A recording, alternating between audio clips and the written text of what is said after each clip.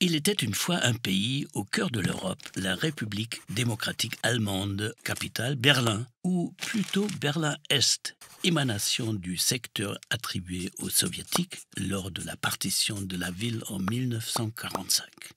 C'est là que se dressaient les restes du château des rois de Prusse, très abîmés par les bombardements de la Deuxième Guerre mondiale. Mais pour les autorités communistes, pas question de le sauver. Le chef du parti, Walter Ulbricht, voulait au contraire voir ce symbole de la grandeur prussienne disparaître à jamais. En 1950, on fera sauter la ruine.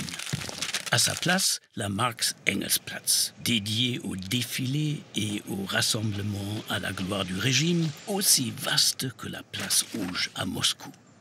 25 ans plus tard, le nouveau chef du parti, Erich Honecker, décide d'ériger en ce lieu chargé d'histoire un nouveau bâtiment prestigieux, le Palais de la République. 180 mètres de long, quasi 100 mètres de large, marbre blanc acheté en devises sonnantes et trébuchantes à l'ennemi de classe, façade de verre cuivré, 10 000 lampes boules, 5 000 tonnes d'amiante contre les incendies. La maison du peuple, comme Erich Honecker appelle cet emblématique édifice de l'État socialiste, ouvrier et paysan. Les Berlinois, eux, le surnomment « magasin de lampes d'Erich » ou « palazzo de la frime ». L'inauguration en grande pompe réunit 4000 invités en 1976. Erich et Margot Honecker dansent sur une valse.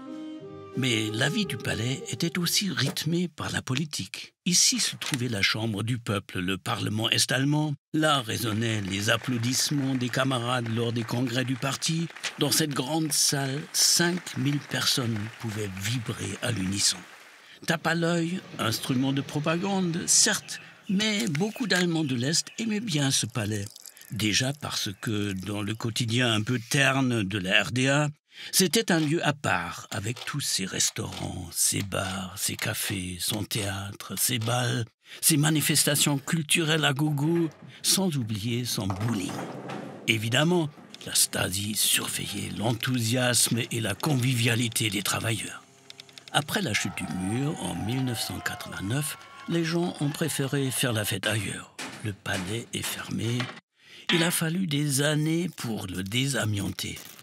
Ensuite, le squelette rouillé et graffité du palais reprend du service comme scène culturelle.